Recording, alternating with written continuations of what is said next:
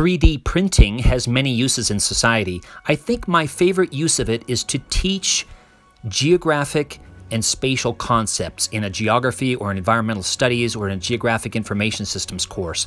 You can teach about city design, about landforms, about the ocean, about lots of different things through these tactile 3D models. You can also teach a variety of geospatial skills, like how do you get the data into your 3D printing format and where to find geospatial data and all of that associated skill building activity.